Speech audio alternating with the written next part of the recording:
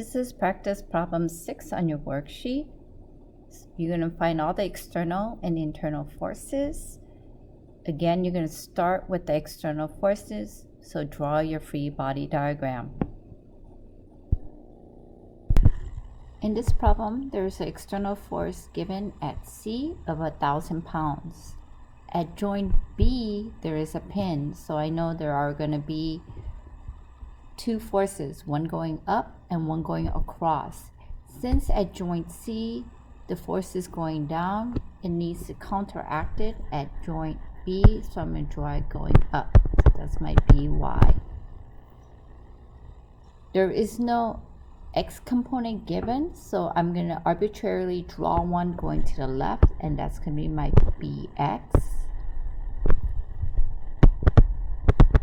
And so at joint A, I'm going to just draw it in the opposite direction, which is AX. Since we're doing the external forces, we found our free body diagram. I need to pick the pivot point. Pivot point is the one with the most unknown. Joint B has the most unknown, so it's going to be pivot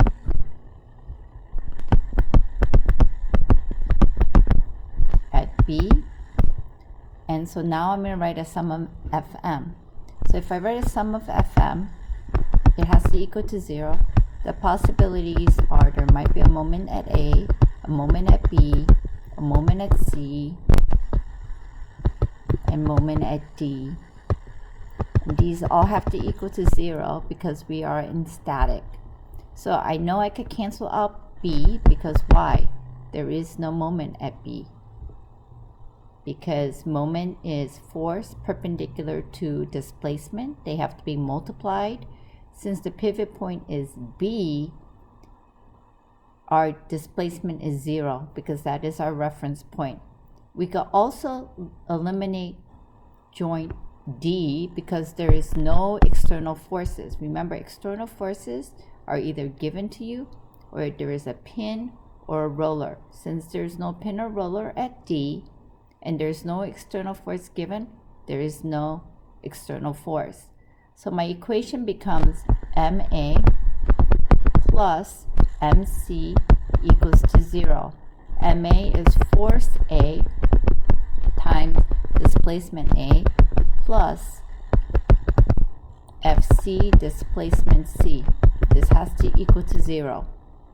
So the force at A we don't know. We just know it's AX. So on your paper, the distance between B and C was 4 feet. The distance between B and A was 2 feet. And then A to D was 2 feet. So we know that B is our pivot point. And we know the force is going at AX is to the right. So my displacement has to be perpendicular to it from the pivot point. So this is the displacement we're going to use, which is 2 feet. For C, we were given 1,000 pounds. And so if I look at my B, this is my pivot point. And if I look at my C is going down. And so perpendicular to it is this distance, so that's going to be 4 feet. This is equal to 0. I do directions here, or you could solve it as is, and if it comes out negative, that means it's rotating in the opposite direction. So AX, this is my pivot point. AX is pushing this way, so it's going to rotate counterclockwise. So by convention, it's going to be positive. This is joint B. The C is going to push it down, so it's going to rotate clockwise, so this one's negative. So I'm going to simplify, so this is going to be 2AX. And since it's a negative, if I move it to the opposite side, it's going to be positive.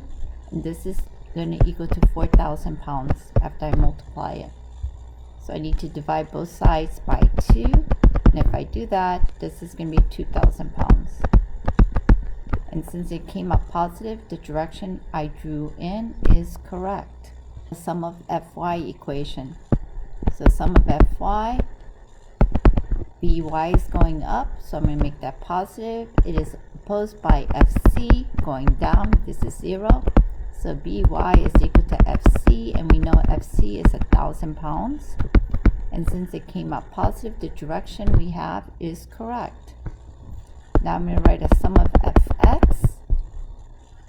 So sum of fx, my ax is going to the right, so I'm going to make that positive, minus bx.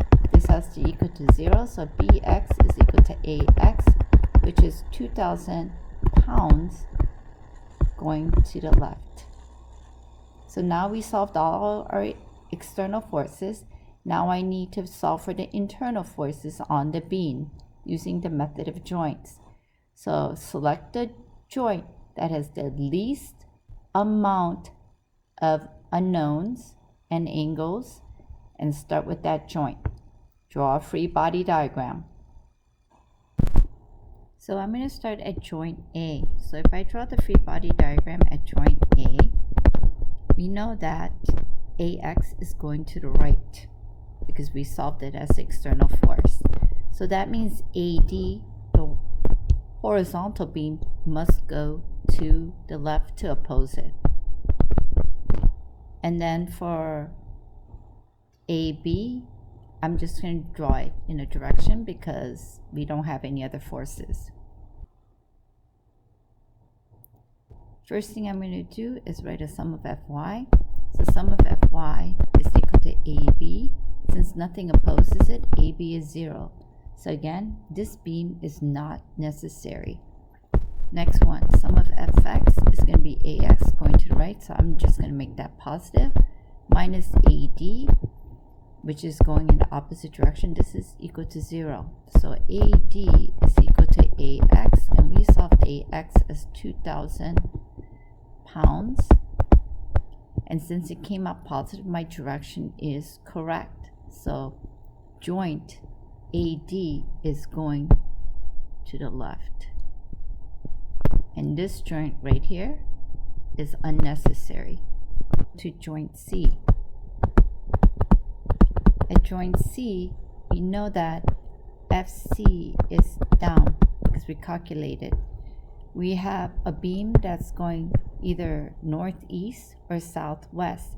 Since FC is going down, CD must go up to oppose that because the angle will give you a y vector and an x vector.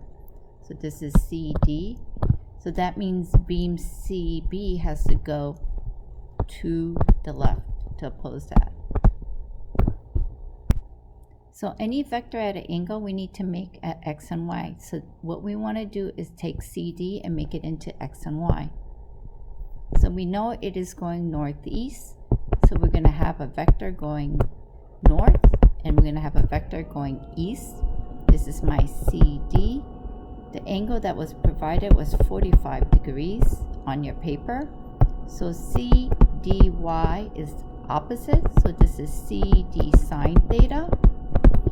CDX is next to. So this is CD cosine theta. I'm going to redraw this to help you out. So we have CB going to the left. We have FC going down. And we know that CDY is going up. CDX is going to the right. So now I'm going to write a sum of Fy and a sum of Fx. So the sum of Fy, CD is going up minus FC going down. This is equal to 0. So CDY is equal to FC. CD sine theta right here, I'm plugging in, is equal to FC. So CD, I'm going to divide both sides by sine theta, is FC divided by sine theta, which is 1,000 pounds divided by sine 45. And if you do the math correctly, you should get 14 pounds. And we drew the direction correctly because it came out positive. Now I'm going to write a sum of Fx. So CD dx is going to the right, so I'm going to make that positive, minus CB, this is equal to 0. So CB is equal to C dx, and C dx we said was CD cosine theta. So all I do is plug this in, 14 from the previous equation, cosine 45. So if I do my math correctly, I should get around 1,000 pounds. And since it came out positive, my direction is correct.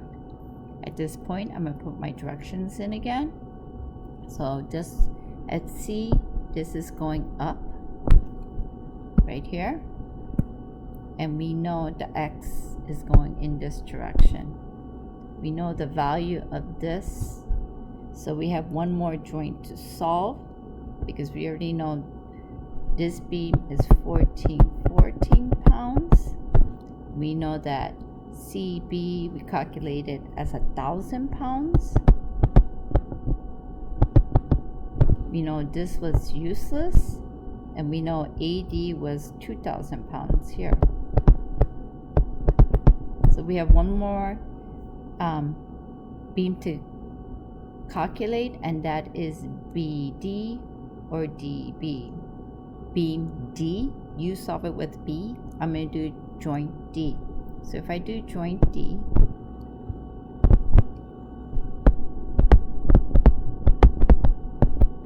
what is my free body diagram? Since DC, CD, they're the same beam, if the force is going into C, then the force must go into D. So we know that DC is southwest. We know that AD at joint A is going to the left. So that means at D, it must go to the right to oppose it. And so that means this beam, DB, which is here, must go northwest to oppose the DC, which provides the vertical, and AD, which provides the horizontal. If you notice here, you have two vectors at an angle, so you need to make it into X and Y. So I am going to do DB first. So if I do DB, it is going north, it's going west. So this is my angle. I only need to do one equation. I don't have to do X and Y, or a sum of fx and a sum of fy, because I only have one beam to solve.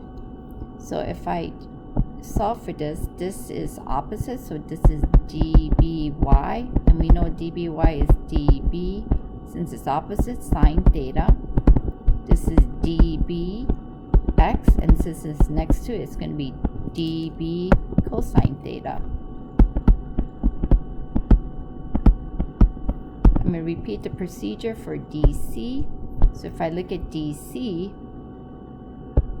this is going south and it's going west, so it has to go down, and this is going to the right, and this is the theta I'm going to look at right here. So this is opposite, so this is going to be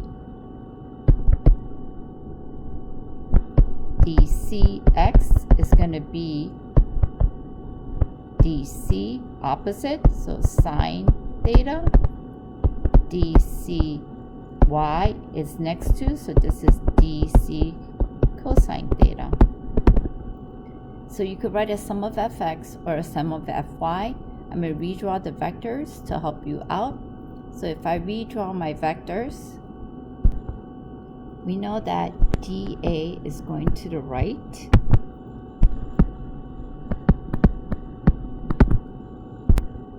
We know that DBX is going to the left. And we also have a DBY going up because it is going north. We have a C or DCY going down to oppose that. And then we have DCX going to the left. So if you notice in this problem, it's easier to write the y equation, sum of Fy, because there's only 2 vectors. In the x direction, there's 3. I'm going to write a sum of Fy. So sum of Fy is equal to dBy going up minus dCy going down. This has to equal to 0. We're solving for dBy, so I'm going to rearrange this. Now I'm going to substitute in. dBy is dB sine theta, right here. And dCy is dC cosine theta. And these are both thetas because the angles are the same on your paper.